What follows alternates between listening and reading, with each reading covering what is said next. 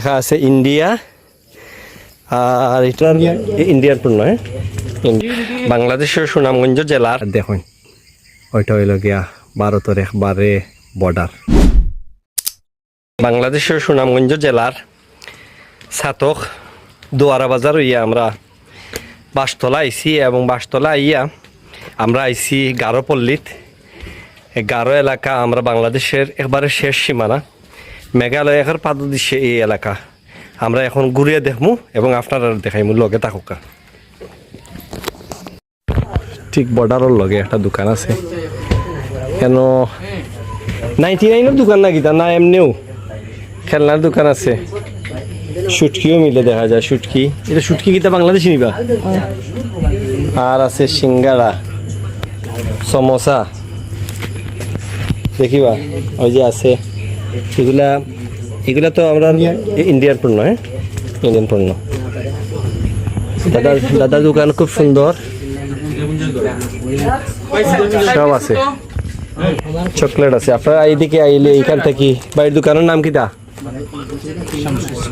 Shamsu store. আপনি মুসলমান, মুসলিম ভাই আমরা, তাই না? কেন আপনারা ইন্ডিয়ান পণ্য কিনতে পারবো, পাশাপাশি দেশেরও কিছু মাল আছে এখানে আপনারা কিনিয়ে নিতে পারবা তার দোকান থেকে। এবারে গারোপল্লী উঠার আগে নিচে এই দোকানটা, ওদিকে যে এরকম একটা গারো এলাকা। আমি আছি, আমার লগে তাহের ভাই আছেন আর তানভীর ভাই আছেন। তারা মহল্লার দিকে আমরা যাইলাম, এদিকে গিয়া আমরা মেঘালয়ের একবারে পাদদেশে এই গ্রামটা। আর ছাতক সুনামগঞ্জ জেলার বাসতলা পড়ছে। আর দেখবেন অনেক বড় একটা যাওয়া পাথর, যেটা দেখো এটা খাটা পাথর, অনেক বড় একটা পাথর। আমরা খুব আসলে আন্তরিক, যারে জিজ্ঞেস করলাম তারা আমরা হইয়া দেয় রাস্তা যে একটু সামনে দেখেন পাহাড়ি পথ বাইয়া উঠান তো সিঁড়ি দেওয়া আছে, যার কারণে যাইতে সুবিধা আর ভালো লাগে। আর সবগুলো হইল গিয়া গারো, আমরা বাংলাদেশি যারা তারা এখানে বসবাস করেন। তার গড় ছোট ছোট ছাউনি দিয়া 2 সালা 4 সালা আছে।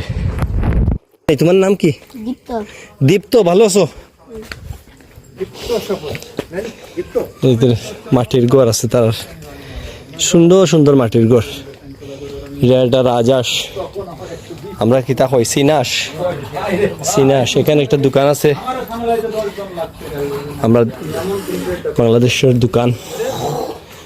আমরা আস্তে আস্তে আবার উপরে উঠলাম। ভালো আছেন? ভালো আছি। সবচেয়ে ভালো লাগছে তারা সকলের ব্যবহার। আমরা যে মানুষের বাড়ির ভিতরে দিয়ে আইছি, কোন দিকে যাইম আমরা? এদিকে। আমরা যে তারা মানুষের বাড়ির ভিতরে দিয়ে আইলাম, তো একটা মানুষে আমরা কইলা না যে এইদিকে এখানে যাই, বা একটা কটু কথা হইল না। সামনেও সাইনবোর্ড আছে, এই সাইনবোর্ডে লেখা আছে আন্তর্জাতিক সীমারেখা, যেটা অতিক্রম করলে। কি ভালো আছো বাবু? হাত মিলাও।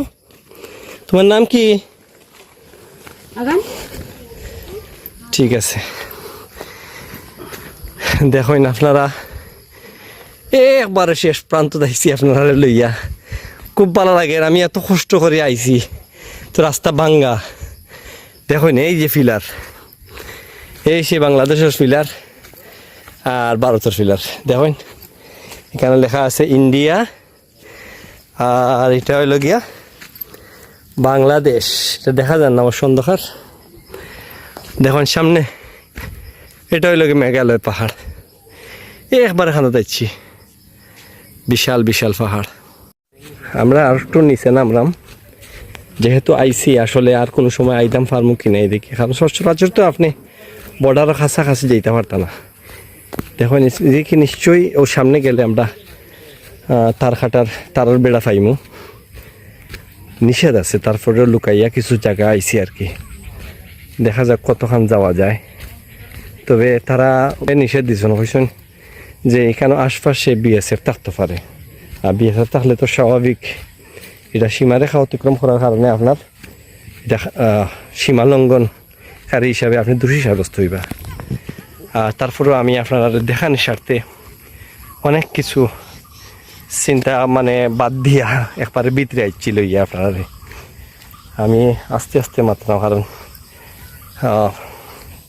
বনর জঙ্গল বা সিফা সাফা তারা কেউ থাকতে পারেন। দেখুন আমি কত একবারে নিরাইছি আর দেখুন ওইটা হইল গিয়া ভারতের একবারে বর্ডার এবং এখানে খাটাতারার বেড়া আছে।